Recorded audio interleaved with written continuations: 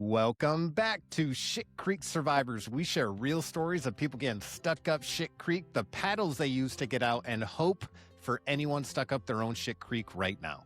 Today's episode explores something most people don't fully understand until they've actually lived it.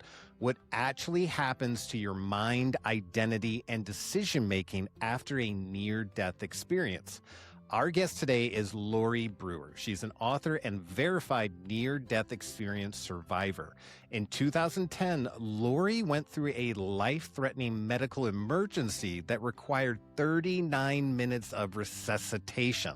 But what makes her story different isn't what happened after. She didn't come back with instant clarity or transformation. She came back disoriented, questioning her identity and having to rebuild how she thinks, decides, and functions in the real world while still carrying the weight of her near-death experience. Today, we're going to explore what survival actually does to the mind and how people rebuild after everything changes. Let's get into it. Lorri, thank you so much for coming to Shit Creek Survivors today. If you would, introduce yourself to us and let us know a little bit about yourself before the creek. So before the creek, first of all, Cameron, I have now got a chance to get to know you a little bit, and I'm going to try not to get all emotional. I got a chance to get to know you a little bit, and I am very grateful for sharing your story with me. It's very impactful, and it Of course. also, not only does it impact me, it also validates and helps me because it shows me that I'm on the right path. So from survivor to survivor, this still remains to be my bridge. I don't come here with all the answers. I come here saying, it's tough out there, and this is where it is. I don't hide away from anything. I don't shy away from anything. The up shit creek without a paddle is we all get up shit creek. This is what happens. And so when I Oh, hear yeah. your story, I feel the survival. I see the victory at the end. It leaves me with hope to keep doing what I keep doing. So thank you with all sincerity. Awesome. Thank you for your experience and for sharing and moving stuff forward. It's hugely beneficial. So Thank you so much. my story is my life before, so it's so funny, probably as a near-death survivor, you can appreciate this. We seem to have two lives. We have a life before near death, and then we have a life after death. And so we will mark when we happen in things in life, we will say, we will have a timeline. Oh, that was pre-near death, or that was pre this.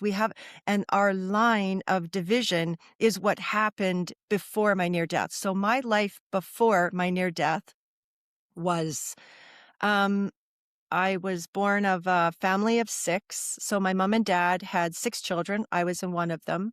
Very early on, it's so funny because I never talk about this on podcasts, but from hearing your story, I realize how everything intermingles with one another and how everything is very much balanced with another human being and very relatable. So people out there are not by themselves because it's relatable, not only to you, but to me and to everyone else. Yeah. So born into a family of 5, I'm the 6th children. My mom and dad had 4 children before I was born. 4 children. On Thanksgiving weekend, there was a horrible accident with very unfortunate circumstances, and one of the children passed away in the car accident. And so that was very traumatic for that little young family. Yeah. I'm so Within sorry. 16 months later, I was born. So I wasn't born to a family that wanted a child. I was born to a family that was trying to put life back together to find hope and to find love, but that is the hardest time after 16 months to pop a new baby into this world. Today, it's inconceivable that a woman would have a baby 16 months after a child is killed tragically in a car accident, and the child was only 10 years old. So as a baby popping into this world, my first reaction, my first knowledge of family base, of course I was loved, but my purpose growing up into this family was, in my opinion, how I feel growing up.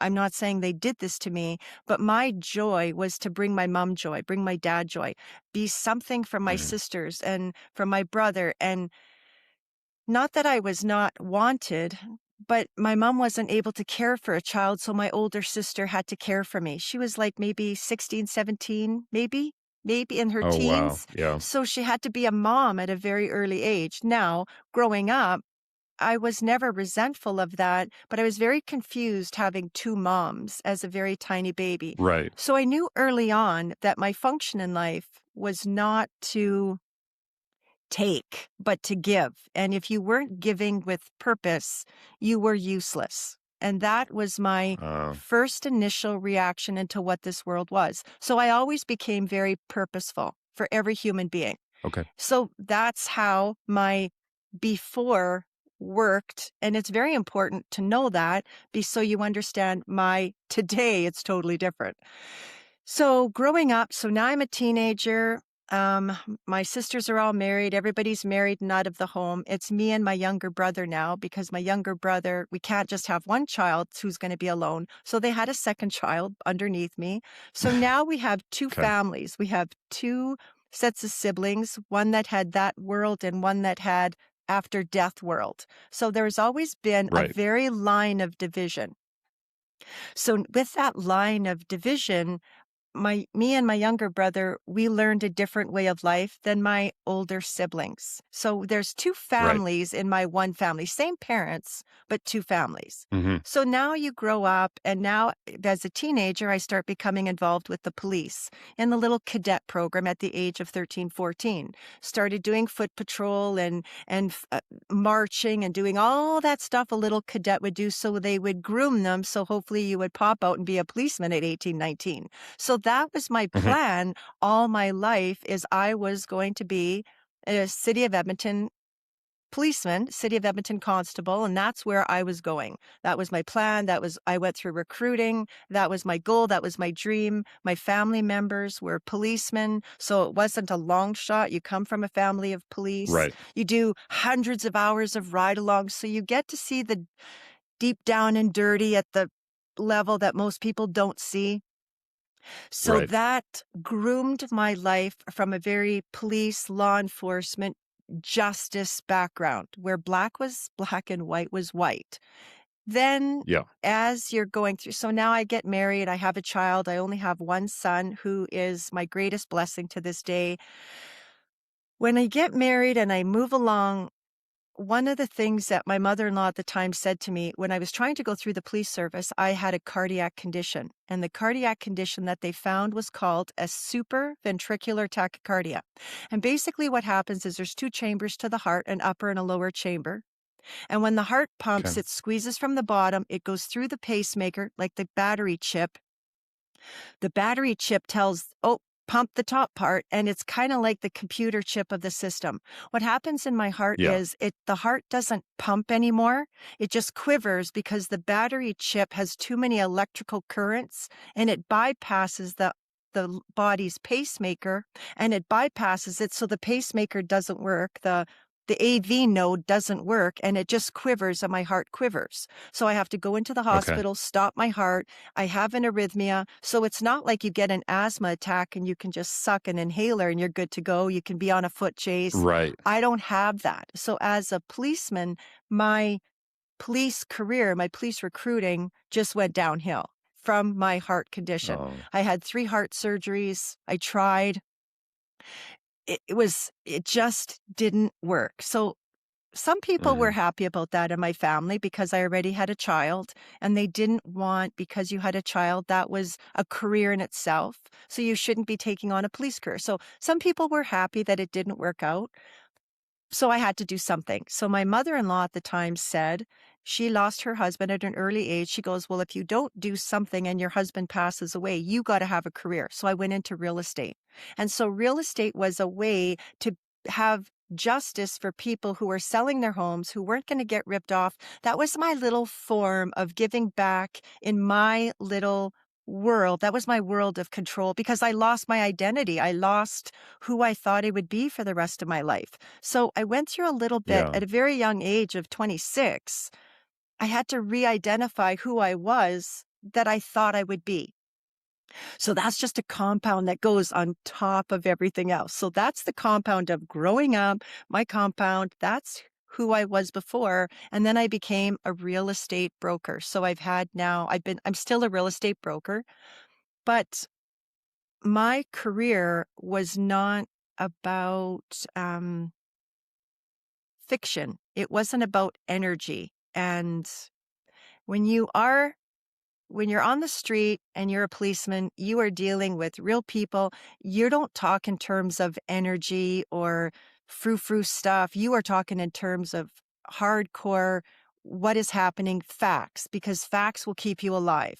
Frou-frou is going to Right. kill you. That's how it is. So in real estate, I deal in facts. I deal in numbers and sold comparables and data comps. That's what I deal in. And that is a comfortable world for me because I can Mm. validate it beyond a shadow of a doubt. Put something where it's airy fairy and you've got to talk about heaven.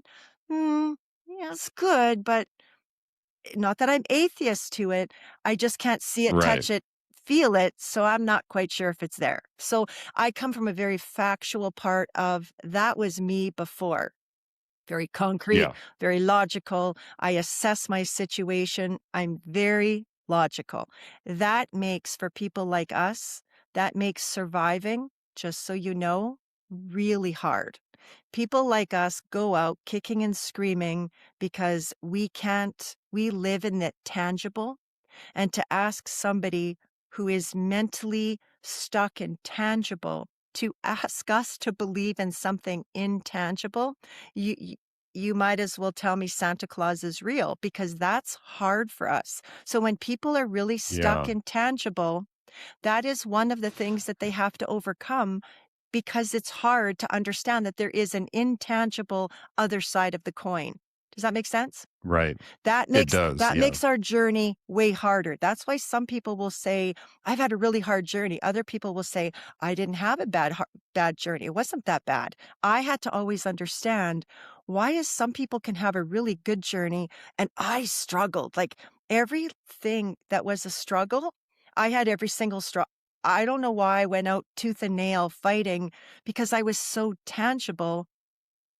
It was just difficult, so difficult. So I'm not saying don't believe in tangible. I'm saying life is duality. There's two sides to a coin. There's tangible and there's intangible. There's light and then there's darkness. If you just surrender to the fact that life has two sides to the coin, your journey moving through the shit will be a lot easier. Agreed. That's my first tip when everybody has a nervous system that is just fried right now. Just stay in peace because there is two sides to the coin. Whether you believe it or not, you just have to have faith. There's two sides to the coin. I promise you. Don't make that journey so tough. So that's who I was before. Yeah. I was and you and I can agree on that. You and I can relate to that bonding side of tangible fact, we can relate to that quite good because that's where we are comfortable. That's where we are the Yeah. most comfortable. So that was Yeah. me Yeah. before. Very factual, very strict, very disciplined because when you come from, a militant or a police background, like you are very disciplined. You get up at the same time, you make your bed every day, you had a routine. It was very strict. You had your Yeah. calls, that's what was the part that made my survival way harder. You'd think it would be better, it wasn't.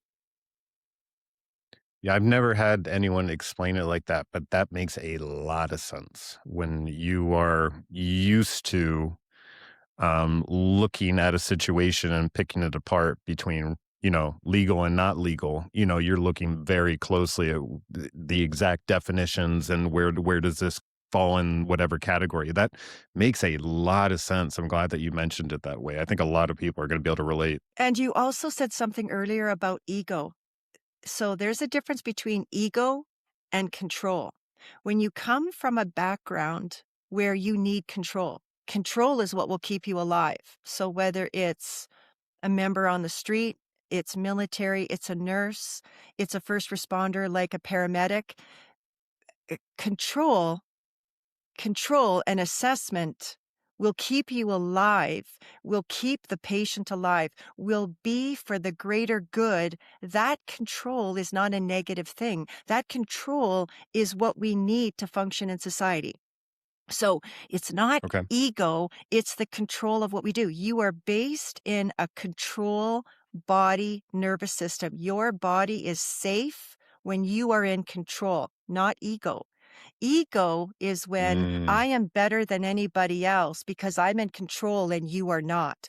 You don't have ego, you have control. And when we come from a controlled environment where we feel safe, and then we have a fracturing, a shifting, a shooting, um, a death. When we have a fracturing within us, we have lost all control, which then puts our nervous system in shit creek. That is when you are yeah. in the middle of it and you are drowning and you can't figure it out because that creek Yeah. is flowing so fast underneath you, you can't get your feet. You try to get your feet by doing the same control patterns that you did before, by Hmm. assessing the situation, looking at people around you. Who's going to be in my life? Who's not going to be in my life? What's going to be in control? How do I calm my body down? Drugs, alcohol, opiates, doesn't matter. How am I going to gain control? So then behaviors come in.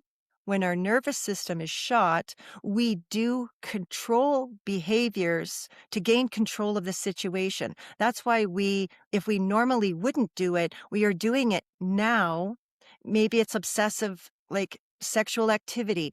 We are trying to gain some form of control where we have lost Yeah. it. And that's why Yeah. people are going to try to treat the alcoholism or their drug addiction when, yes, you still have to treat the alcohol and drug. Yes, you do. But that's just Hmm. that's the surface, owie. You got to go a little bit deeper and say, okay, well, wait a second here. We're totally out of control. That person, there's 3 stages, and that stage is victim. It's a victim, not victim, you're a bad person. Oh, woe is me, victim. You are a Right. victim of a circumstance, of a situation that has put you out of control and out of your normal life. So you are in victim mode because you have been a victim of a horrible situation that you never asked for. You didn't ask for a bullet in your face. You didn't ask for that. You were in a situation that put you out of control and you were trying to get back into control. Does that make sense? Yeah. It does make sense. It's actually hitting pretty deep. Yeah. That's why when people are fractured after an event and they have behaviors that others are going to look at and kind of judge them for, I have a Hmm. very different perspective of where they're coming from.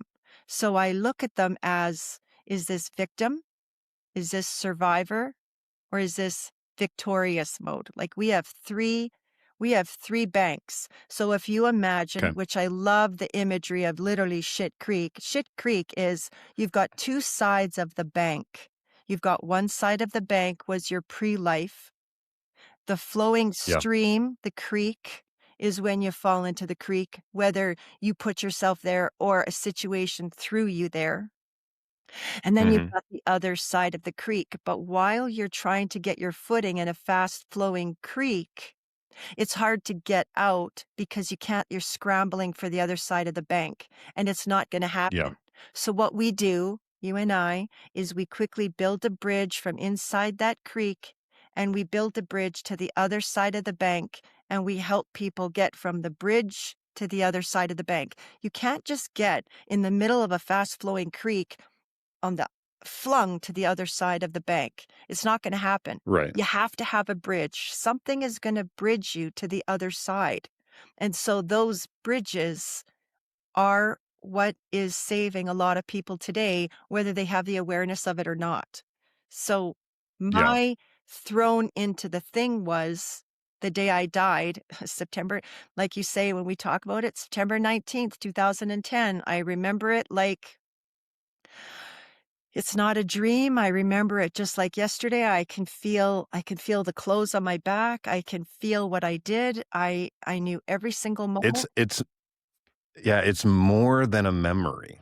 Like, Mm. it's not a dream, it's not a memory, it's more than a memory. It's an experience where you can go back to every second, feel, taste, smell. It's unbelievable. I'm so glad that you're mentioning that, because sometimes I feel a little out there when I'm discussing it with people who haven't been through it, but the fact that you're able to reciprocate is very powerful. I appreciate it. Because what happens is the memory is a recall. The memory and the consciousness is a recall. When we're going through something of that magnitude is no longer in our brain. It's no longer a memory. It's no longer a dream. It's now something of a different level. It's now of a higher consciousness that it's accessible, whether we sometimes like it or not. Whether I like it or not, sometimes I'll be doing something and I'll have a quick flashback to that and I'll be like, yes, yes, yes, I remember that. And it's like, I feel it all over my body again. Or if I have to go be with somebody who had just passed away or they're sitting in crisis, I can slip right back into that all over again, not even knowing. It's just like thrust upon me. So I get caught with it still sometimes. So even if I'm doing something, I still easily get caught with it. And then I Right. remember, oh yeah, Yeah. oh God, that's where that's coming from. But the memory of what has happened. So on that night that I died, so there's not good or bad. So there's another thing I have to tell you too. So when people are shifting, they come from a world of concrete control. So whether you're a Mhm. business owner, you're a mom, whether your world of your environment of tangible concrete in control, when you slip to a fracture, a splitting of a death or something, maybe it was. So can I just ask you a question because I don't know? Sure. And if this bothers you, just tell me, okay? So Okay. that day that you were in the middle of it, did you know in that moment you were going to get shot? Like, did you have a moment of it? And what I'm saying is this, when I first had my SVT, soon as I had my SVT, I'm like, I'm not coming home. And I didn't know that that meant death. I didn't know what that meant. I didn't see it coming, but in that second that I was assessing, I knew I wasn't coming home. So I'm just curious, when in that moment, was it like, I may not come home? Like, what was the awareness like? Can we, can, is, Oh, it I'm gonna tell you something very strange, okay? I, uh, I was standing there on the police line the night I got shot, and right before I got shot, I watched a red car come from my right and then turn right in front of me and move away from me. I looked over to my left, and I had a thought in my head, "Grandma would want you to look at that red car." And right as I looked at that red car is when I got shot, and it turns out because I turned towards it, it spun me instead of blowing out the back of my head.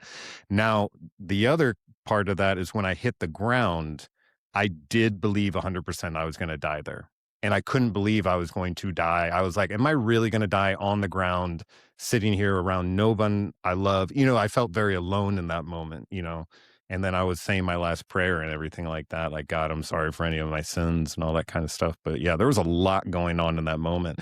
Even when I hit the ground, there was a lot going on in that moment. I actually had this thought, I haven't loved enough people to go to heaven, which, tracing back, was attached to this childhood trauma that I had, that I had basically convinced myself at 5 years old, if I'm good enough, I can earn my way back into heaven. And now I'm laying there as a 33-year-old just been shot in the head, believing I'm not going to heaven because I haven't loved enough people. So it was amazing as how much stuff happened in that brief period of time. It must have been a minute. so it breaks my soul when I hear that. Like that just hurts my soul to hear, Oh, right? So when you have enough loved enough people, so I'm going to explain how in that moment when people are going to transition, when they're about to transition, there is a special knowing. This is where my I'm a control freak. I'm just going to own it right now because I am a control freak, and that's what people pay me for, is being a control freak. So when There you I go. control the file, when I'm a control freak, when control people have the higher knowledge, it's like grandma would want you to look. There is a higher knowledge that comes in when the body is going to transition. People will often say, I knew that was going to happen. And that is coming from somewhere. People on hospice beds will always see people who are, and they're getting ready to go. This is just a fact. It's just how our bodies are made. It's just how the energy is made. So that's why it's Right. very important when your journey started fighting right from that moment. That is when your fight started because you lost control in that one moment. And that is when first responders, usually that was, in my opinion, your first near death moment because you don't Hmm. have to die to have a near death experience. A near death experience just means everything within your physical body, your tool, was fractured in half and split. And that fracture has now changed the rest of your life for how your course is going to be, whether you did it or didn't do it. That fractured you. That was your first near death experience. That was the death. Because as you're laying there, you're going, seriously, I'm not going to die. You have the awareness, I'm not going to die here. That is your fight or flight. When I was in that specific moment, I'm like, Jesus, take me. I'm done. Like, get me the hell out of here. I was not fighting. I'm like, Jesus, take the wheel. I'm out of here. Like, I couldn't care less. I surrendered immediately. I became the biggest wussy. It's like, take me now. I don't care. Calgon, take me away. I'm done. You were like, wait a minute. You went out kicking, screaming, and like, wait a minute. I'm not dying on this thing. I didn't love enough people. Oh, no. Oh, no. You went out with your gloves on and you're like, oh no, I'm going to fight now. That is where the trajectories split. When you go to surrender, people will do one of two ways. People will be in very hard, different calls I'm sure you've been on. There's people have defied the odds of living or dying. They should have been dead by all, but their will to live is like, I'm not going to give him the satisfaction of killing me. And for some reason, they ended up living. The will to live, the fight to live is very powerful. And that, my friend, is what you had in you laying there. And that is when your fight began. But it didn't begin with the world. It began with you. That's what Mm. fractured within you is to now it was a pull between two people in one body. Who am I? Who was I? Who am I? Who was I? That's when the fracture started. And that's exactly when I popped back after my near death. That's exactly when my fracture started. So Okay. right? So we had the same fracture. And that's when I'm like, who was I? My fight when I got brought back here, they resuscitated me. So now let's talk about the death. Are we good up to this point? Yeah, we're Do you doing have a great. Yeah, question? let's make sure no, I was going to say, let's make sure we mention what happened. You Yeah, know, I'm in the water. So let me tell you now what's happening. So okay. September 19th, 2010, I had a previous heart condition that wouldn't let me be a policeman. And the heart condition is Right. called a supraventricular tachycardia. It's never going to kill you. Never. It's like an asthma attack that sends me to the hospital. It should never kill you. However, you have to be careful because the heart is a muscle. And if you let it go into SVT for too long, it'll just stop and you won't get cardioverted. So on September Okay. 19th, it was a beautiful day. I could never have caffeine. I had to always watch what I was eating, could never have chocolate. I was on beta blockers. I've had 3 heart surgeries to try to fix it. Nothing was working. But on September 19th, my husband and I husband at the time went to bed and it was so odd because before an SVT comes on, I can kind of feel it in my body. I can feel it in my neck. I can feel it in my left arm. You get the urge to pee like you're having a heart attack. Like I can feel when it's coming on. So as I'm having this feeling that I'm going to have an SVT, I can do a vagal massage. Like I can do different things that help me. I can bear down. This time I was in bed, I was sound asleep, and it was like somebody put their hand on my face and my mouth, and they blocked my nose and my mouth so I couldn't breathe, and they like pushed my head into the pillow really hard, and I couldn't get the air off, and then I sat up gasping, and I was in a full-blown really bad SVT. Now a bad SVT is about, 180 beats a minute or quivers, 190. Wow. This one was like 225, 230, 235, to the point where I was Oh, nauseous, to wow. the point where if I closed my eyes, I was going to pass out. And I kept thinking, for God's sakes, don't pass out, don't pass out, don't pass out. And I remember thinking, I know I'm not coming home. So I don't wear a lot of makeup. And I tell this all the time, and sometimes that people think I'm vain or I'm just nuts. But we have to appreciate now I am a control person. So being in control, I'm not going to go to the morgue. I know what the morgue looks like. I know what happens there because of my experience. I know what happens Right. with the undertaker. I know.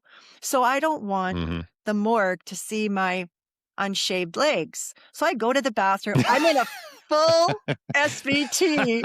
I shave my legs. I dry shave my legs because I'm not going to have a toe tag on hairy legs. I shave my That's so legs. funny. I put my makeup on, and I made sure that my eyeliner was nice and it wasn't caked on, and I had nice mascara and not too much eyeshadow and a little bit of blush. And I put on deodorant because I know what the smell is like in some of those places. Yeah. And I put on perfume because I wanted my body to not smell like the other dead bodies. So I know what I'm doing. I've got this under control. So that was my way of keeping control when I know I'm I'm in the shit of it. Like Right. I'm not going out this way. I'm not going out this way. So we went to the Right. hospital. My husband took me to the hospital. We get there, and the ER, it was the most chaotic time. Every single time I've gone there was like 100 times before. Every time I'm a frequent flyer. I go in there, they look at me. I've got the IV. I'm within 3 to 5 minutes, I'm hooked up. I've got everything going. Within 15, 20 minutes, I'm totally converted. This time, not so much. Right. This time, the emergency room was full. 20 minutes later, 25 minutes later, they can't get the IV in. Well, now because my blood pressure is dropping so badly, my veins are now harder to get an IV in. Everything is Yeah. failing and failing and failing. So now I'm telling my husband, I said to him, okay, so with my son, this is what we're doing, and this is where the money, and my mom, she relied on me for food because she was elderly. You got to do this. I'm still giving my marching orders because I'm still in control. Yeah. I'm giving and he's like, what are you talking about? And I'm like, okay, well, I didn't know that meant death. It never processed that was death. And I said, okay. And I was and he goes, why are we doing this? He goes, just wait, somebody's coming. And I said, no, I'm not going to make it. I said, I'm not going home. I know I'm not going home. He goes, don't talk like that. And I said, Wow. I'm not going to make it. He goes, you're talking, that's stupid. He goes, that's self-fulfilling prophecy. He goes, and he's like trying to be that motivational, you got this. And I'm like, no, Yeah. you're not Yeah. listening. I'm not staying. Like I know I'm going. I know I'm not going to make it. And so they get me to the other side. And as soon as they I wasn't even in the code room. I wasn't even in the emergency room where they could call a code. I wasn't even there yet. I was still in one of the little holding bays. I wasn't even being looked at. Yeah. They couldn't do nothing for me. And so the minute I started dropping, they moved me into where they do the resuscitations and they put me in there. And as soon as I heard code blue, as soon as I heard that, I thought, what I thought was, oh my God, somebody else is going to get help. I'm never going to get help. That's what I thought. And then they kept going 56 over 27. And that was my blood pressure, 56 over 27. Whoa. But in my brain, I was going, you want me to, because there's not enough blood in my brain right now. I'm thinking to myself, you want me to divide 56 by 27? Do I put 26 into 57? Which number goes up? That's what my brain was trying to do because I was Yeah. in control of my situation. I was the most not in control of the situation. But when we go into horrific situations, our brain, our body, our nervous system is built to keep us protected and alive. So it goes into control mode. It goes into, I'm going to protect you mode. So we don't get a say in that. We just are in automatic, I'm in control and I've got to fix this. So when I Yeah. realized that I wasn't going to fix it is when one of the other male nurses came in, which at the time I thought was a doctor. Male nurse came in and the IV wasn't even in my arm yet. Like it was probably 30 minutes. My IV wasn't even in my Hmm. arm. He took the IV out, put it in the other arm, and I was now throwing up. So when your body starts to die in transition, I did not know this again. Thank God I didn't know this.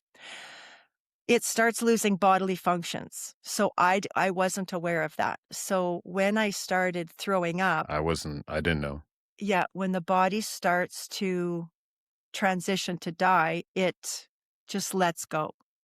And so as a Mm. control person, if you think for 1 second, I'm going to pee my pants, well, baby, you got another thought coming because I ain't pissing on no gurney. So I'm in full control of what's happening.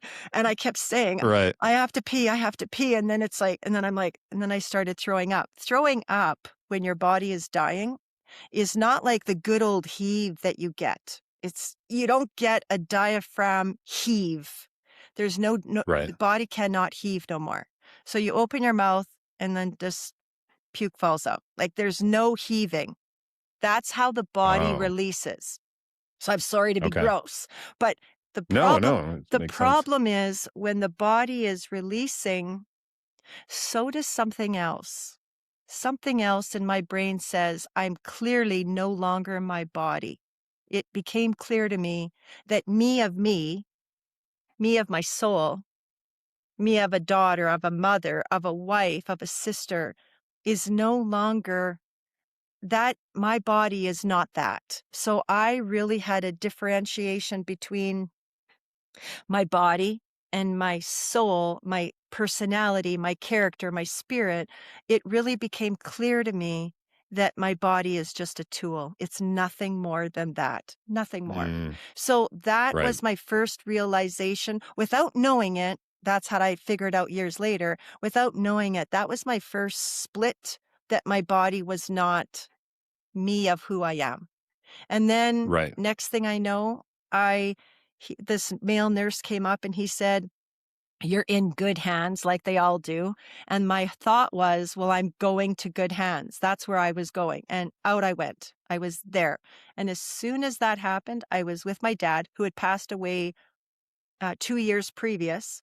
I was with my dad at the end of the hospital bed, and everybody around this area, like, it was all dark, and everybody around this thing, you couldn't see them like people. You just seen them like the infrared, like the firemen have, when they go through fires, Yeah. or the home Yeah. inspectors. It was kind of Yeah. like an infrared camera, but they weren't red and blue. They were kind of like gray blobs. So I couldn't Okay. see if that was a boy or girl, long hair, short hair, black, white. I couldn't tell. And I seen all the blobs, but then I looked on the table and there was just one blob that had no more energy. And I looked and I was like, I don't understand. I, I don't get it. Like I don't understand. And I was Right. with my dad, and there's no talking, there's no voice. And being with dad was normal. It was like I was always with him. It wasn't like I didn't know he was dead because I didn't know I Yeah. was dead. And I just said to him, ugh, and it's so, if you hit a tuning fork or a vibration of a really, or the nails on a chalkboard or something that just makes your teeth go, oh, that's how Yeah. loud it was in there that everything was like, oh, this is too hard in here. And I was like, Dad, get me out of here. Like, this is too loud. And then I could hear the people at the nurse's desk really complaining. They were really they were really complaining about somebody came in, it's not his case, and who is he? And they're just complaining. And I kept thinking, I don't understand why they're so like, get me out of here. So we went Right. somewhere dark, very black, black, black, black, Hmm. black, dark, darkness. The darkest darkness we talked about. The darkest Yeah. darkness, I had the same darkness, the blackest darkness. And I was sitting there with my dad in the blackest darkness. Now, I wasn't afraid. Had my dad not been there, I might have been afraid. But my dad was there and we Right. were sitting in such calm darkness. And people think in their brains when that darkness is there, they seem to think that it's bad energy. No. When I was in that darkness, it was calm, it was peace, it was loving, it was like, but you got to go back. And he was like trying to, and I know there's no touching. And he's like, you, and I love you. And my dad was not one for lovey dovey. He was always making me the tough girl. My dad, I think I've now seen some documents of his. He's wanted, after he passed away and my mom passed away, then I got all the stuff. My dad actually wanted to be a policeman. He never ever said that to me, but my dad actually, I found a journal note writings how he wanted to be a policeman and his application for the RCMP. So when I saw that, I was kind of pissed because it was like, you never told me this after all the recruiting classes I went through and after all of the recruits. You didn't tell me this. Like, that would have been a big thing to Right. tell me, but nope. So he's like, you got to go back and I love you. And it was so gentle. And I'm like, I'm not going back. I'm staying right here. Now I have my son back home. I have my mom who needs me. I had a husband. We had a business. He relied on me. I had people who relied on me. I had staff who relied on me. So me not being here was a very big inconvenience for many, many, many, many people. And I didn't care. I didn't care. And I'm like, I'm Right. staying. Dad's like, no, you're going. And next thing I know, he bumped me and I went through this really super white tunnel. And I always explain it like this. In the movie Avatar, when they go through that really white tunnel, when they go from the human bodies to the purple beasts, when they go to convert to be the big purple avatar beast, they go through a little white tunnel. It's kind of like that, but super, super white. And I went through the tunnel and then I popped back out and I guess my eyes were open and I was looking at my dad's face and I thought, oh, thank goodness. And then I looked around and I could see the lights like the hospital. And I'm like, I'm confused. Where's the darkness? Then I'm looking at my dad's face, and then my husband's face would float in, and then my dad's face. And I'm looking at him thinking, like, I don't even know. And I'm talking to him telepathically like I did with my dad. And I'm saying, like, well, where am I? And he's just sitting there dumbfoundedly looking at me like, and he's not responding. And I'm thinking, and then it dawned on me, oh, wait a minute. Oh, I have to use the tool. And I'm like, where am I? Oh, he goes, you're at the hospital. No. And I was thinking in my head, no, where am I? Like, where's the darkness? And I said, what happened? I mean, what happened to the darkness? What happened to dad? And I'm like, what Right. happened? He goes, you had an SVT. And none of this was, my brain wasn't computing. And so finally, like I said, it had to go through several times. And I said, where's dad? And then he looked at me and when somebody looks at you and they think you're totally nuts and you get that, Yep. what's wrong with, Yep. you get that, what's wrong with you look. And then when I said, where's dad? He was like, and I'm like, and that's when I started to panic because I'm like, no, no, no, no, I know dad was there. You're not going to tell me dad wasn't. And he's looking and he said, um, I said, well, what happened? What happened to dad? I'm thinking. And he goes, you had an SVT. I'm like, well, where's dad? And his face is slowly getting sadder. And he's like, you're, And then I looked at him and I said, "Dad." And then it dawned on me, my dad wasn't here. And then I started to cry and I'm like, my dad, my dad isn't here. And then I'm like, well, where the hell am I? And so I was so confused. This nurse came up Yeah. and they were settling me. This nurse came up and she put a little piece of paper in my hand and she had said, "You're going to have trouble." She goes, "We lost you and you're going to have trouble. So you're going to want to read some books on near death experiences." And I was like, "What the hell are you talking about?" Like, I come from a world of math and I don't even, I thought people who had near death experiences, I thought they were psychotic. I thought Yeah, they, me too. I thought they were attention seeking. I thought they were not well, unstable. So you're not going to, Mhm. oh, we're not going down that path. Oh, no, no. That's when I fought it. That's when I said, Uh, yeah, this is not gonna go good. No, no, get me something tangible. So that's when,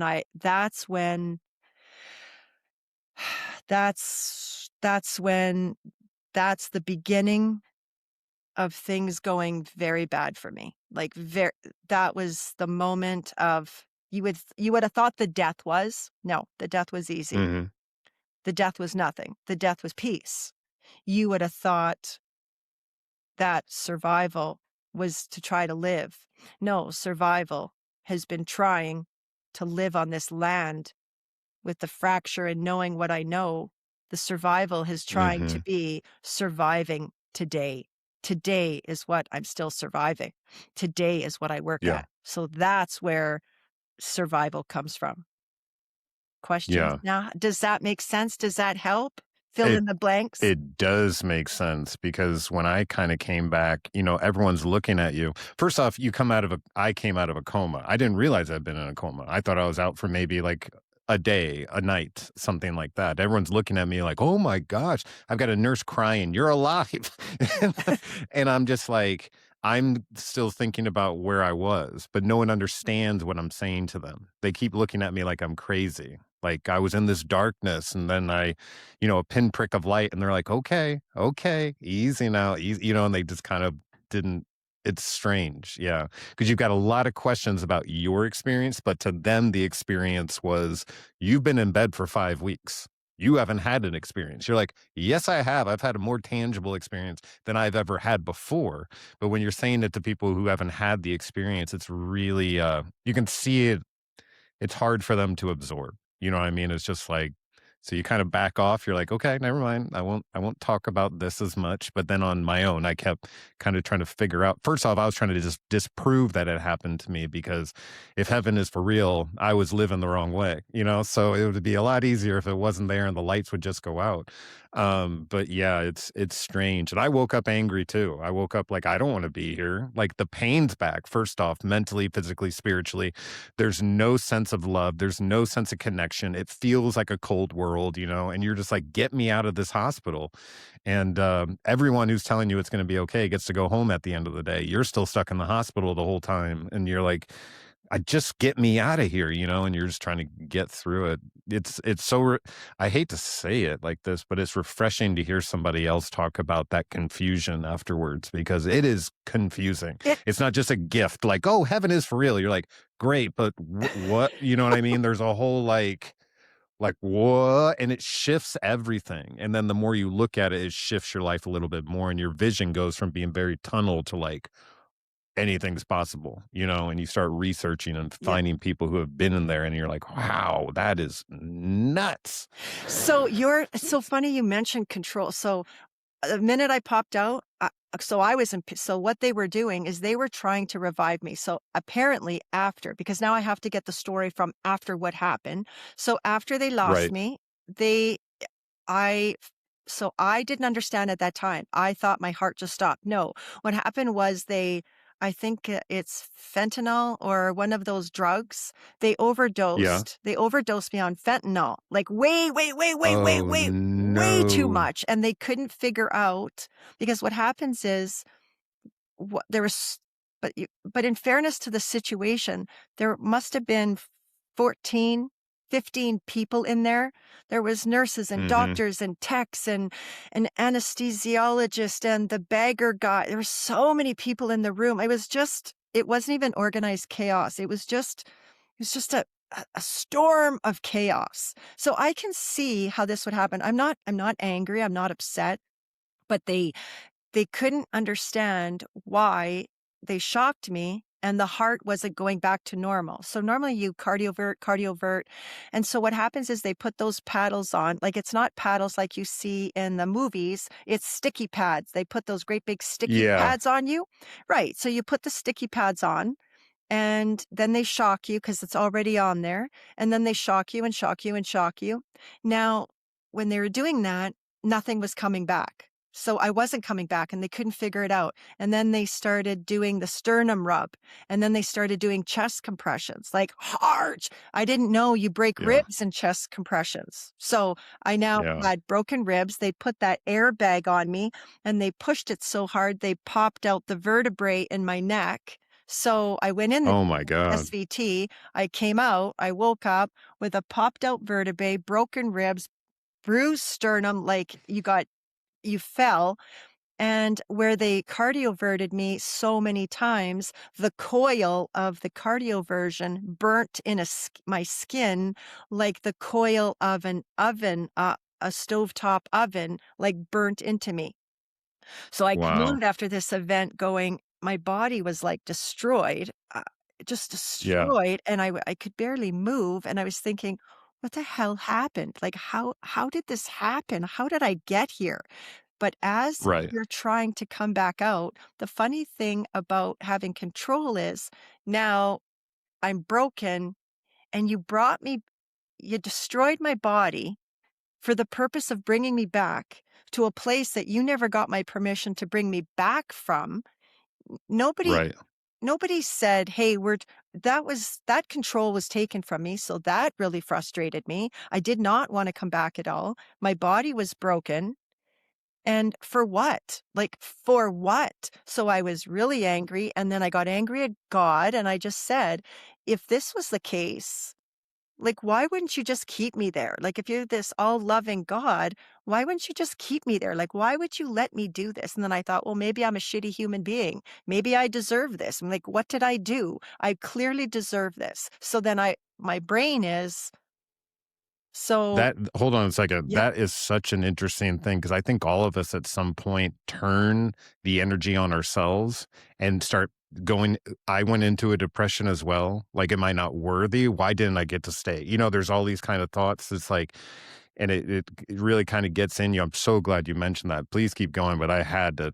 That is such a but key nugget right there. that's normal for people who have had a near death experience. Here's my heart goes out to people who, good news, bad news. I was in the hospital with a ticker tape. So if you go to my website, this is one of the things I know the marketing people and the publicists and all that, they don't want that on my website. They're like, so I have a ticker at the top of my website and it's the heart rhythm strip from that night.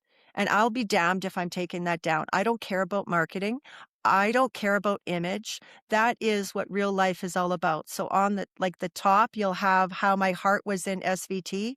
Then you'll see a flat line and then you'll literally see the normal heart going back. That is life. That graphic is life in itself. So Yeah. when you come back, but that flat line in life is where we have the most trauma.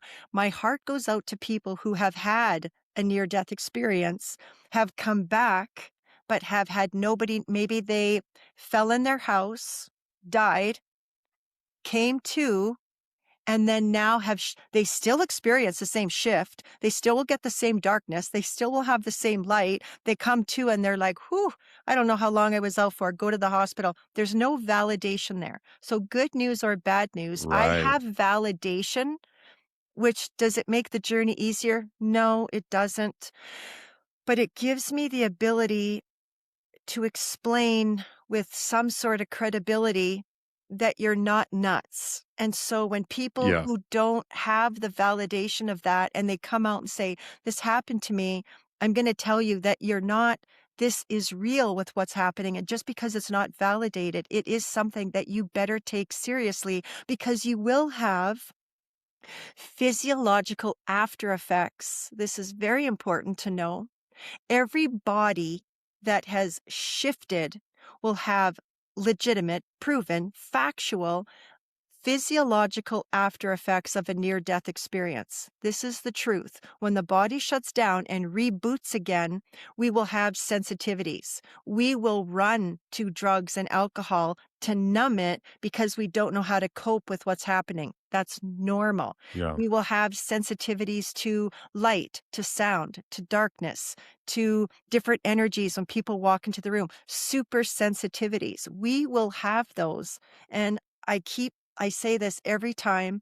Dr. Jeffrey Long, he doesn't even know I'm talking about him, but Dr. Jeffrey Long from United States, when I came back out, much like you, trying to prove I'm not nuts. So I had to validate with scientific evidence what happened, not what Right. happened, but that it didn't happen.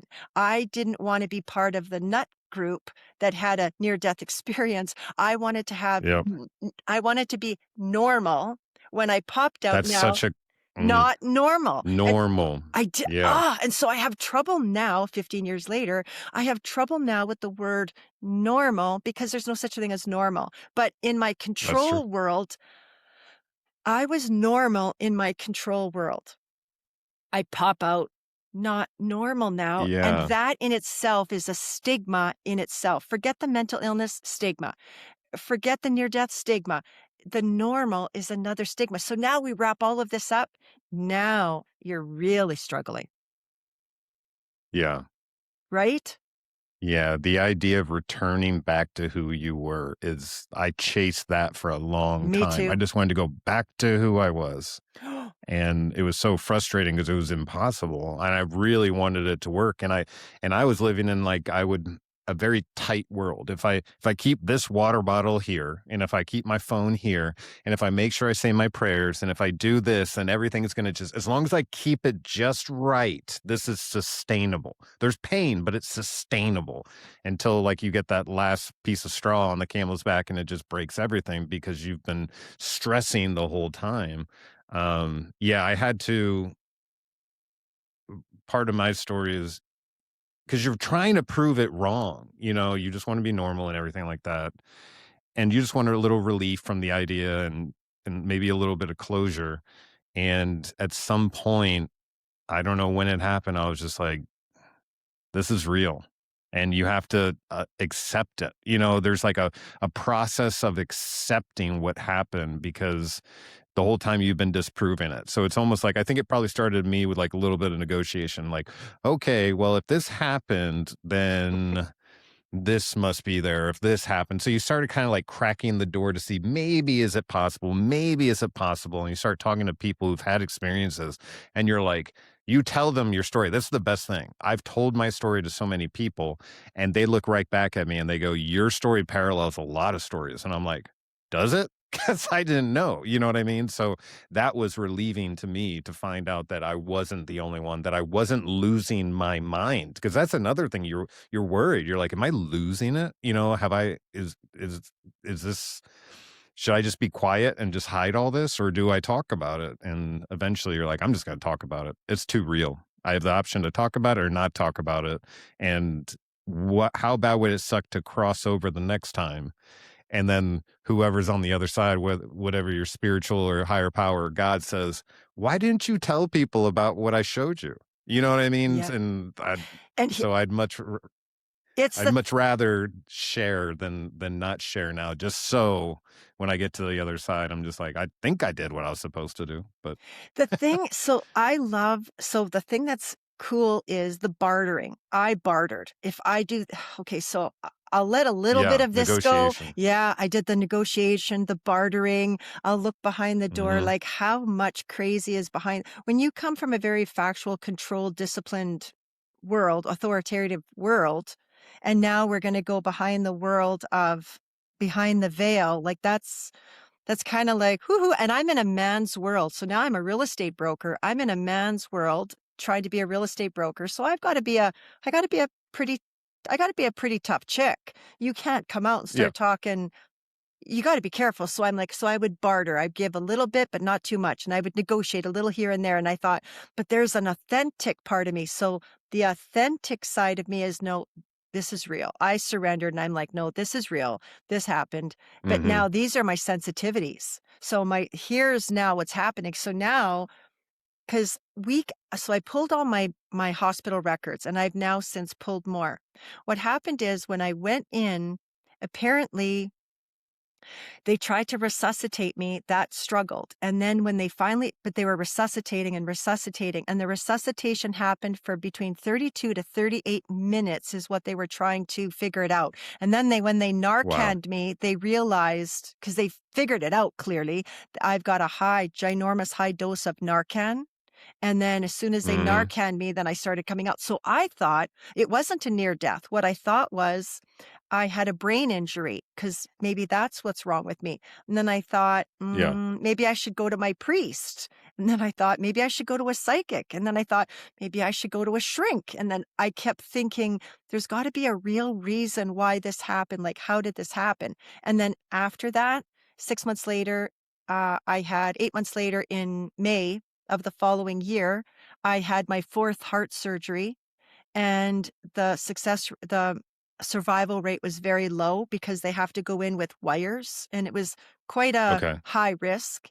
And I didn't care because I had Okay. $1 million life insurance, and I thought if I die on the table, then it wasn't suicide, and then my insurance Right. policy would kick in. That's where my control was going, That right? this happens a lot. This happens a lot. I've talked to so many people and they're just like, well, if I die at this point, I die and I know that my family's going to be okay. So I'm not scared anymore. I'm like, that's so funny that that's what that experience has cultivated in some of us. It's like, okay, if I die, I know where I'm going. So let's live it today.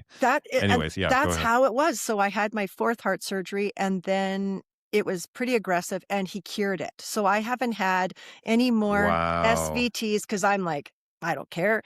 I've got no more SVTs. So I have been cured, and I don't have any more arrhythmias. So there's a plus to that. So now I'm like, Yeah. well, shit, I'm stuck here. So now I guess what am I going to do now? Like, what am I going to do with this? I got a second chance. So let's not squander it. I got to do something. And then I wasn't good enough to do real estate. So then I got into a deep depression. So for about a year, I didn't leave the house. I didn't want to be here. And now I was cured. So now you're cured that you've had something since you were all your life. It canned your police career. So now I got ripped apart my police career. Now I'm cured. I'm now in my 30s ish. I'm never going to be a policeman now. So I don't have a police career. Now I'm cured. So big deal. Now what am I Right. supposed to? Yes, I'm a real estate broker. I didn't even want to do real estate. So I'm like, okay, so I just, I felt lost. I had no identity all over again. I didn't want to be here. I tried so hard to find purpose. I didn't have authenticity within me. I was in just chaos.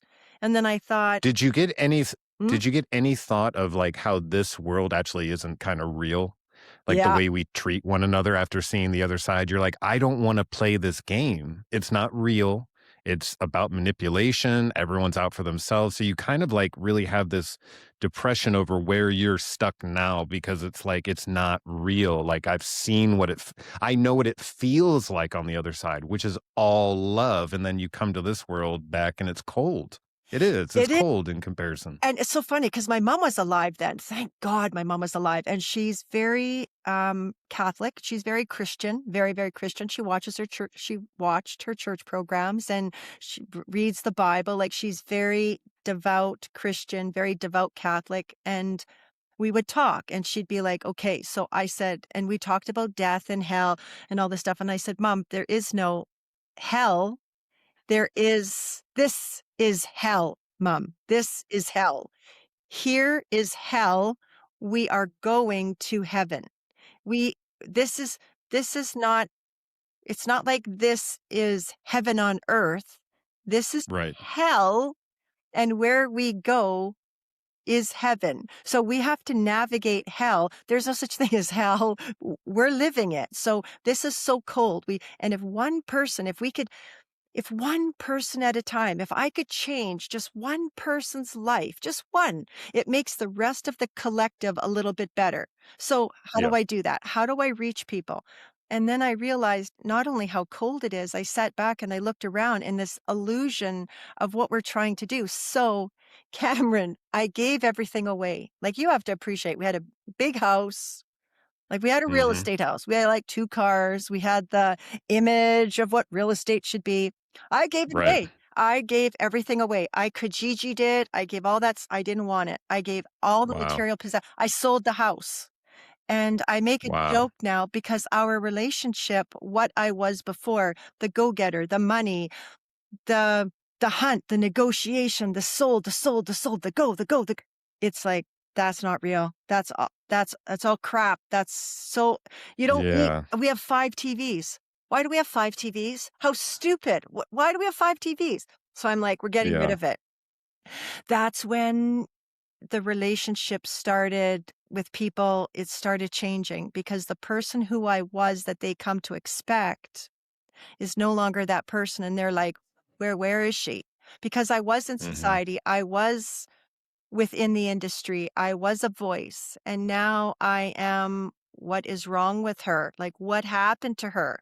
And then when Mhm. people started being like, what happened? And I'm like, "Boop," and then I started not talking, and that's when I shut Yeah. down because I'm just trying to go back to normal, but this isn't normal. So the loss between normal and not normal shut me down. I said nothing, and then I went darker into despair, and nobody could Yeah. reach me. So I say, and I don't joke about this, but I make light of it saying everything in my life, I got rid of it all. Like, because it didn't serve my purpose. So I would say, Right. you got rid of the marriage, you got rid of the house, you got rid of the furniture. You just literally stripped everything down to 2 things: my soul, myself, and relationships. And some of the Mhm. relationships I got rid of as well because it was like, they're not working. So that's when I just Yeah. weeded everything out and everything about my life changed. So that survival mode to try to find normal, that was, Mhm. you know, that was the hardest to date in my life. That has been the hardest thing that I've had to work on is try to be normal. Once you find authenticity within yourself, there's no more talking normal. You get your I roots, you love it. get your Yeah. feet. Now I'm like, now I get the game of life. It's a game. Yeah. This is a game, and we're all playing a game, and some are gonna play it better than others, and if you don't know the Mhm. rules of engagement, you don't know the rules of the game, it's going to swallow Right. you. So you better learn Mhm. the rules quickly.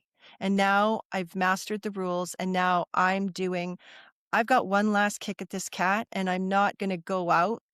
I'm not gonna squander it. I'm gonna go out loud and proud, and I'm gonna go Yeah. out. It's I'm gonna make the best of it. And that's when I got into the next part of survival. So the surviving now, I realized I had to survive. So Mhm. now in surviving, what does that look like? So like I said, there's 3 parts. The 3 parts are I'm a victim. Well, I was hardcore victim because I was a victim of circumstance that I didn't ask for. So I had to work Mhm. through all of that. And then I got to be Right. into survival. So into survival was research, talking to people, reaching out, sharing my story, cutting people out of my life, getting rid of the house, I survival was the 3 things of my mind, the body, and our energy. It became clear Mhm. that we are 3. The mind is trying to make sense of it. The mind is researching. The mind is the textbook. This is where Dr. Jeffrey Long came in. And listen, the man saved me because he does research on near death survivors and the physiological after effects of what happened. And so at that time when I was going through everything, people really loved me and they just wanted me to get back to normal. So I started journal Yeah. writing. My husband said, you know what? Journal write. So I put all my writing into a journal. I did this very private, intimate journal about how bad it was and what I was doing. was really good. I was estranged from one of my family members. They're like, well, you had this near death experience, so let me read it. So I let them read my journal. Like, stupid.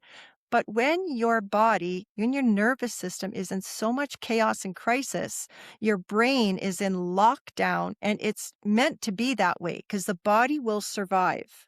The nervous Yeah. system will survive, but the brain has to shut down so the body can do its job. So when my nervous system and my was in such chaos, my brain wasn't doing good decisions. So I let people read Mhm. my journal writings. Then it's like, this is so good, this should be a book. So what did I do? I wrote a book, and it's horrible. I don't like it. It's my journal writings. It's sold 5 to 6,000 copies. It's called Heaven Time. It's confusing. I got another book coming out, which is going to explain it.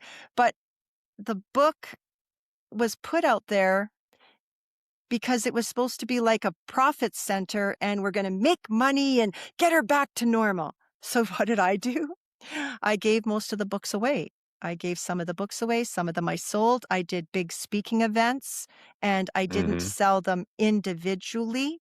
I said, come to the speaking event, you pay for it, and then they all got a book. The book has changed lives because you get to see how badly confused the brain is when the nervous system is shot. So Right. that book then opened up a portal. So I started now doing speaking, and first responders came to me, people who have had deaths in their house. Because remember, I have put my real estate license on hold now because I couldn't do it. I would walk into houses and I would kind of feel the energy juju of a house, and I thought I was crazy. And I'd be like, what happened here? So I had trouble doing real estate. So I started speaking. Mhm. First responders came to me and said, okay, well, now that you can go between two worlds, here's where first responders are struggling, where they emotionally struggle. They come across a scene, they have to render help to a victim. The victim's body is not able to sustain life. They can see it by the injuries. But the victim, if you will, or the patient, if you will, is still talking, but has a very small window, 3, 5, 7 minutes. And they're saying, I'm Mhm. not going to make it. I'm not going to be here. I'm going to die. Please tell my wife. Please tell my child. Please, please, please. The responder is stuck in that moment and saying, I don't know what to say in that window. I don't know what to say in that darkness. I see. So they're like, no, no, you're going to be okay. Stay with me. It's okay. That patient is saying, just validate me. Just validate me right now. I know I'm not going to make it. You know I'm not going to make it. Just share the last few minutes you have with me. Take my last messages and just validate that moment with me. So I started doing more talks like that, and then more talks. And then I started getting into stigmatized properties in North America, where I go and I help realtors and I help people, victim services, where people have passed away in a home or some tragedy happened. And then I go in and I work on the energy of the home. I work with the people. I try to sell. I help the agents. So I kind of like I'm a little fixer healer in between. And that's what I do in the real estate industry. When shit is hitting the fan, I just come in to calm things down and bridge it over to peace and harmony. So that's where I have found my purpose in where I'm sitting. That's I where love it. that's the that's the moral of the story of where I'm sitting today. It's amazing. It's like a full circle. You Mhm. know what I mean? You don't realize it, but when you come back to it, you're like, what? I'm back where I was, but I feel better. You know, it's like, it's unbelievable. And one of the biggest transitions that you mentioned there is like, how is that moment where you're like, I have to choose to live authentically to what happened to Yeah. me and because you're trying to please both things. You're trying to well, first off, for me, I was trying to come back to who I was just because I liked who I was. I didn't want to change. I hated that this had happened. Two, though, is when you come back from the near death experience and you have all these things that you're talking about that no one else has experienced, they look at you like you're crazy. So it's almost easier to basically like I don't know if the right word is comply, but to almost like play the part of who you were Yeah. because that's who they're used to, because you don't want to deal with the questions with like, you've changed. And you're like, oh, I know I probably have changed. I don't understand what's going on. I can't explain it to myself, let alone you. So you're just like almost advocating, I'll just be this person for now until it's so powerful what you're working on, what you're walking in, that it just starts popping out in your life. And yes, you may lose some relationships. Like some people may Yeah. actually blow you off or whatever.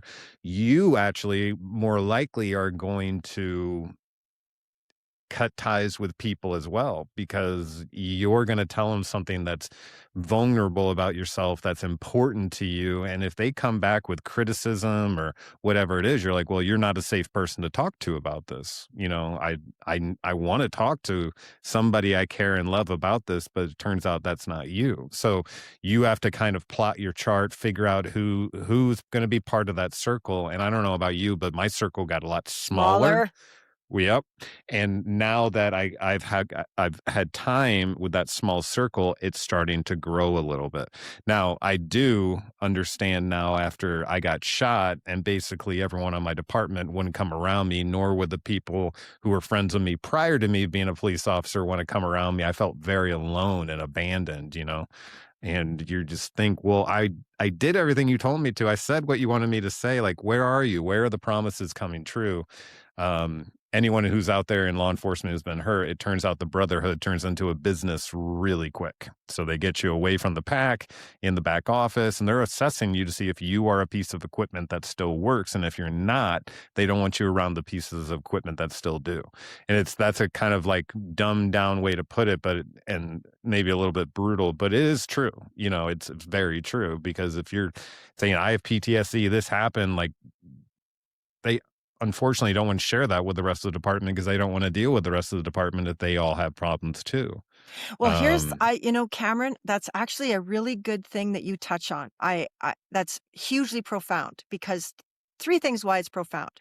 Profound number one, when you got into the department, before you got into that department, I'm going to talk from a recruiting point of view. When you go through the recruit process, you are a human being that you have come with all this baggage, all this stuff, all this baggage. And what they do is they look at the core of you and they say, can we make something of this mold? Can we break it down? Can we mold this thing so I can have right, it marching on the street? So they put you right, through recruiting process. They break you down to what you were. They clean it up. They rebox you. They repackage you.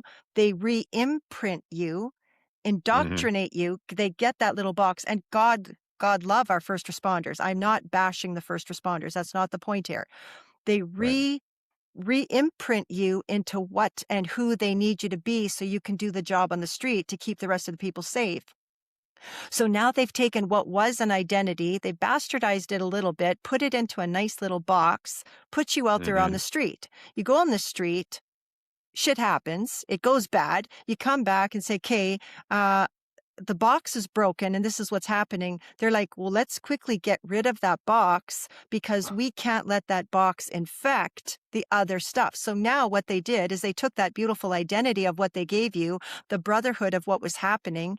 Now you have not only an identity that you had a brotherhood, you had a sanctuary, you had a safety net, and now you go, you're not fitting in the mold anymore. So we got to do something with you. So we're just going to offset you and kick you out there a little bit. So now you no longer have the identity that was created. You're no longer part of a brotherhood. Now you're fully abandoned. Now you're totally left on your own. So not only did you have this incident that happened, which has left you the reason why we're having trouble. So that's the second compounding layer. So we move all of that aside and they're like, well, go figure it out. So as we're figuring it out, we're trying to find a new identity. And one of the things in life that is the hardest is when people have an identity crisis, when a woman has an only child and she's a mother and that child is no longer in her life. She's no longer now a mom. So she's lost her identity of being a mom. When I was married and no longer was married, I was no longer some man's wife. An identity of losing to not be a wife for for my husband, I lost that identity of it. And that was Right. hard for me. So when you lose the identity, that is a trauma in itself. So there's Yeah. layer on layer on layer of stuff that's happening. So It's that's like, why, who am I now? Who yeah. am I now? And the nutshell to this is the moral of the story is very simply, who are you is always who you've always been. You've just forgotten. So Yeah. when you find your true authentic self and how people are like, you got to put some verbs in those sentences. Here's why we struggle. Because when we are trying to please two people, I just love this saying, you can't ride two horses with one ass. You got to Yeah. pick a saddle. And so the saddle that you're picking, you have to say when you're doing something, does this bring me joy? Is this who I am? So of course we have to pick up dog poop. Of course we have to wash laundry. I'm saying when I'm doing my work today and I'm going out to speak, I get invites to speak at lots of different podcasts. I don't Mhm. I don't pick them all. I've picked 7 out of 300. 7. Oh, wow. So, and I thank you for this because I have to feel trust. I have to feel safe. And so Right. that's what I do is I pick where I feel safest. And that's why it's an honor to be here because I feel safe. And so that's why I'm happy to share to get it out there so people can live in their truest authentic form. But Yeah. I also want to support the first responders because without them, I don't have an ambulance. I don't have a fireman. I don't have a policeman. I know that the Right. job is tough. I get it. And if I can support them in any way, I do want to support them because Right. they are our pillar. But I don't want Mhm. them to feel abandoned. So Right. that's why I'm trying to do the work I do now not only for real estate agents, but for first responders, for talking. It's just the bridge. And you are that beautiful bridge that I'm honored to walk on and build with you. Lori, you are amazing. I don't know how many gold nuggets you've dropped during this conversation, but it has been very impactful to me. And I know it's going to land on a lot of people as, man, it's just, and for me, selfishly, it's good to know that someone else kind of like had the moments where, I mean, you're right. You have a loss of identity. And especially when you've had a near death experience, like you said, you got to choose which horse you're going to ride on. One of them's authentic, which is actually it did happen. And then the other one is pleasing to other people around you to almost like survive the day. But if you choose pleasing the people around you, you don't realize it, but you're actually sacrificing the authentic person and you will feel that pain. You know, you'll feel it in you. That depression is like, I'm pleasing everyone else, but not myself. But for some reason we try to be in people's good graces because it does feel safe, I guess. You know, it Mhm. does feel in a way like if I appeal to you, um, you know, maybe you'll take care of me. Or it's just a weird thing that we play on ourselves. But the truth is, what recovery looks like is living the authentic road, going down it, knowing that you don't know the answers, but knowing that it's the truth. You know, Yeah, and the truth is more important than the game that Earth appears to be after to- coming back from a near death experience. totally. So the very simple way to think of it this way is this. So our nervous system is saying, oh my God, I've got to be normal, which means I've got to go on the path where I'm going to tell people what they want to hear. I'm very good at this. After the death of the child and I was born into my family, my mom wanted a certain daughter because she was grieving. So I was Hmm. the daughter from my mom that she wanted. So I morphed into that. My dad wanted a tomboy and he wanted somebody who was smart in business and you use your brain. And so I was a fisherman because my dad, baseball, sports. So I Right. was my dad's daughter. And then my sisters, and then they each had an idea. One had beauty, one had brains, then my brothers, and everybody had an idea of what they wanted for me. So I grew up, fortunate for me, I grew up very early on not being who I am. I was just one of the things in the ride, I just grew up what everybody wanted me to be. So one of the things where I actually found Hmm. out who I was is when you sit in a ride along with a cop and you're doing it, there's 10, 12 hours sitting there. And Yeah. it's not like you're doing everything. So the cop will always say to you, because he's trying to get to know you, and he would say, "So, well, who are you? Well, like what makes you tick?" And so I'd be like, "Shit. Okay, what does he want?" And I'm like, "Do you like sports?" Uh, I guess. So what makes you tick? Like, what do you do for fun? I'm thinking, what does he want me to do for fun? And I Right. realized for that very first moment in 14, 15, 16, 17, I have no idea who the hell I am because I've been everything to everybody. And so when the cop is actually sitting there going, who is this person in my passenger seat? What do I, he's trying to assess when we get into that's what he's doing. He's not trying to figure out who I am as a human being. He's assessing what situation and where is this person going to be in a situation. He's just plotting his assessment. That's all he's doing. But Yeah. when he's assessing me, I have no idea because I'm like, okay, so I would get the rules. I learned we adapt. I would get the rules early on in a police ride along. I'd be like, okay, what are we looking for? And he'd spill his guts. Okay, this is what I want. Blah, blah, blah, blah. And I would, what about this? Da, da, da. And he tells me all the answers. So then 7 hours in, when he's like, so tell me about yourself. Well, I was like literally Chat GPT before Chat GPT was cool. Yeah. I was telling him everything that he wanted to hear. And he's like, oh man, you're just a rock star. Well, you programmed it that way. So when I Yeah. realized there is a person here, and I didn't realize that until in that moment I was dying, that my body and my soul were two totally different things. I realized I Mm. didn't know who and what I was and what I could contribute to the earth. A lot of people do that. So the authentic way to do life is very, very simple. When people come to me and they say, my life is falling apart, there's only one answer. It's because you're trying to appease, your nervous system is out of control right now. And you're thinking, your brain is, I'm going to calm that down, give everybody what they need, and then life's going to go better. The problem is that is putting you so far off the path that that's putting you into the biggest shitstorm of your life. So I want to Right. pull you off that and give you confidence, because all people who love you want, they just want you to get it together. Whoever you are now, I love you. I love you. I just want you to give me who you are so I can keep loving you. You're like, no, Mhm. no, you tell me who you want. They're like, no, no, you tell me who you are. But that person is Mhm. too scared to figure out who they are because it comes with the fear of abandonment, the fear of not being normal, comes Yeah. with the fear of the unknown. So when you realize that living the fully most authentic life you can live is actually putting you on the green grass and making life easier.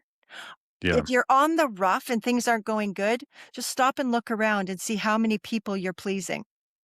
Just Mhm. look around and then you'll realize, Yeah. oh, that's not true. That's not true. So the easiest way to do it, to build the bridge and hand them a paddle, is say, find the authenticity in everything you do, whether it's washing your clothes, playing with your kids, playing with your dog, cleaning your yard, doing business, writing emails. Be the authentic person that you are going to be, and life will flow in the flow of the river. You won't be gritting to stand. You'll be riding down the river and you'll be loving it. That's how we need Yeah. to live life. Yeah. Yep. That's We a need to. lot. Yeah, I know. I know. But man, Easier said than done, it's, but it it, is we, easy. It is easy. It's just fearful. I'm working on it now. I don't know why, like, I get to this point where, like, things will be bad. And what I'll do is I'll kind of like quiet it down and I'll come back to me. But then I go out in the world and for some reason I get frazzled and now I'm trying to, play to win or whatever it may be, which is taking me off of like kind of, I don't know, it frazzles whatever's inside. It's just so interesting how the world does that, even through marketing and like sales campaigns. It's like you think you're totally full, and then someone says, "Well, the phone you bought last year isn't any good anymore, and you look bad with the old one." And it's like that's not even true, but we're listening to it. It's actually like in a way coming in this because we're the only ones living in here in this vessel. We're the only ones. The only way that information comes in and affects us is if we kind of let it in and we assess it either as true or negative, instead of just letting some of the leaves go down the stream, if that makes sense. Yeah. I was told by a therapist one time, like, I was always trying to like understand everything that was going in my head. I was like obsessive about it. I needed to label and pick up every leaf that was floating down the stream. And then she told me, you don't have to do that. You can just let them float by. You aren't all your thoughts. And because I really thought for a long time, I'm my thoughts. Why am I thinking this way? Why am I doing this? And I was really hard on myself. And then just giving myself the grace and being like, it's okay. You are what you are. You're working through it. You're doing great. And working on self-love, which I had none. And then, not needing other people to tell you that you're doing okay and just relying on yourself, knowing that you're doing your best. And, so less of an outside presence Mhm. telling you you're okay. It's more of an inside saying, I'm good. And then you kind of go out there and help other people. We As could long talk all day, couldn't we? as long as it's I'm good and you're really good, meaning because Mhm. I said everybody would be like, "How I'm good, I'm good, I'm good, I'm good." Really, I'm Yeah. just really not good. So yeah, we could totally talk all day, but it's funny what bad is. So for me now, there's no such thing as bad. I'll tell you Right. something. There, there's no such thing as bad and there's no such thing as good. Because here's what happens when it filters. Our brain is literally the computer chip. So whatever Hmm. cause and response are we getting. So we're getting a stimulus, it goes through the computer chip, and then the computer chip spits out a response. So Hmm. something will come to us. So an example is when something comes to us and it's like, oh my God, look what happened. So let's do if there's an appointment. If an appointment is coming and we can't do the appointment, I'm like, oh no, Hmm. that's not the appointment. And then you panic and then you stop for 1 second and be like, hold on, because I wasn't well enough to have an appointment. I'm like, what a blessing. So there's no good, there's no bad. Everything in this dimension, in this plane, is neutral. It's how you're Right. spinning it is what we're doing. So now if something comes in and if you fall, like I cracked my knee, for example. In Okay. December, I cracked my knee and I hurt my left knee. So it's been hurting. It's been a pain in the butt. It's slowing me down. But that's that is what happened. So am I a victim? No, I go, oh, well, this is pretty good.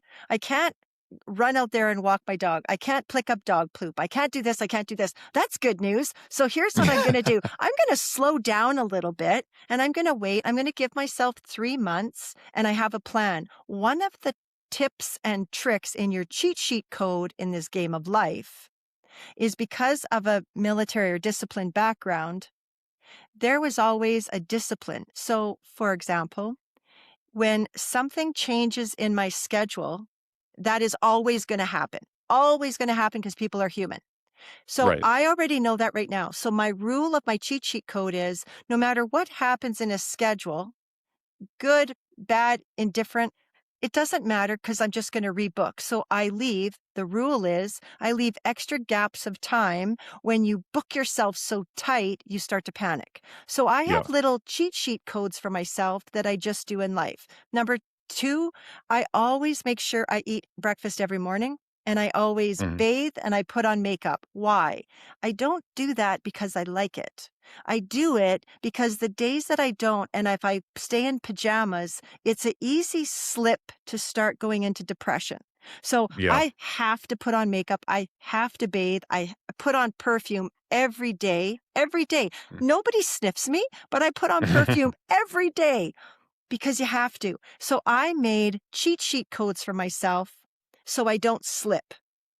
Right. And that's why I will have supper with my son every week. Every week I will have supper with my son. And that's to stay connected. Once a week, I will always see one of my friends. We will always do something. One of my friends phones me every day. We talk every day.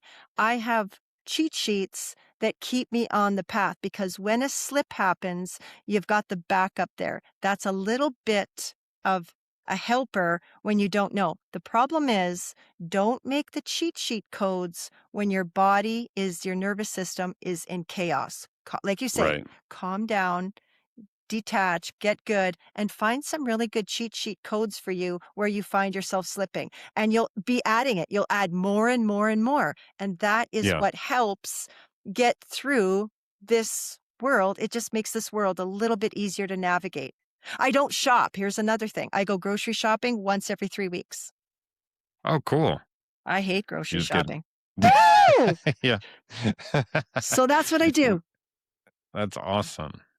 Man, Okay, so that what was a great lot. stuff. It's such great stuff, and I was about to say something about my brain that I think is just overflowing with ideas. It's just so interesting, the game that we play with ourselves, and at the end of the day, it's it kind of smacks you in the face and is very humbling, but when you do go full circle, you're like, "The world wasn't the problem. It I'm the was me." problem. Yeah, Yep. I I'm the am my problem. biggest problem. So now when I pray, I actually pray to God to protect me from Self. myself. Cause I can be erratic if I'm panicked. I can be v- for a long time there with my PTSD, I would get into situations and I was ready to die on a hill over the smallest thing. Someone could cut me off. I'd be willing to, tell them they're a terrible person. And that makes no sense because that's affecting me more than it's affecting them. So Yeah. I was constantly almost like the cause of myself unraveling. And I thought it was the world, but really, again, when you go through this process and you start taking at some point you start taking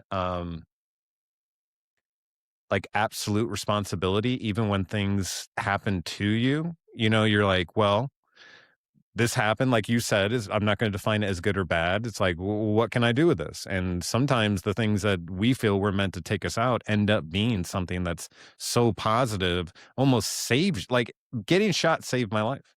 It saved my life because I wouldn't have handled the little kid trauma, which I know was eating away at me. I didn't want to admit it or anything like that. But without being shot, I wouldn't be who I am today. And it came with a lot of pain. The other thing, too, is like, I'd never ask God, like, I in high school, everyone's like, oh, I'm going to be this, I'm going to be that, I'm going to be this. I actually was like, I'm not sure what I'm going to be, but I want to have a really good story. So it's like, be careful what you wish for because you're going to get a good story. And now I realize after I've come full circle, I'm like, thank you, God. You did it. Like you've given me a story and a purpose. Like how blessed am I? Like how spoiled am I? You know what I mean? And it Yeah. turns into this like I wasn't punished, I was picked. And it's like they're so exciting, you know what I mean? And when you can have like a kind heart and meet people when they're in panic and in chaos and be like, I know the feeling that you're going through right now to an extent Yeah. in my world. Yeah. I but you're not alone. And I got to experience that in a couple different environments, which I think has been very helpful to me. One was AA. I didn't believe that these strangers cared about me. I'm like, get away from me. I just need to get sober. And then by the end of it, it doesn't matter what, job you have. I've sat next to lawyers, high caliber, and I've sat next to homeless people. I've sat next to men and women. I've talked to young and old. We're all there for one thing. We have a problem with alcohol, and that brings us together. It makes us the same people. It's like being a member of the police department again. Everyone got broken down, built up the same way, and like we share a common trait, and it's actually pretty beautiful.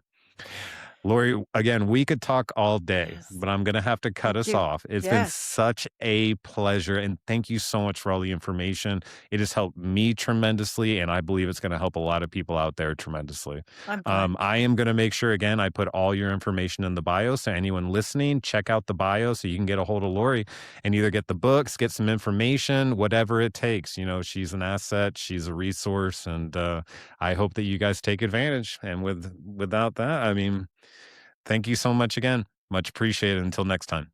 Cameron, thank you. Bye. Thank you, Lorri, for sharing your story. What really stands out is that this wasn't an instant transformation. It was a process of rebuilding identity, clarity, and trust in herself after everything changed. I can definitely relate. If you're listening and you're in your own version of Shit Creek, I hope this gave you something grounded to take with you. If this episode resonated, please subscribe, share it, and we'll see you on the next one.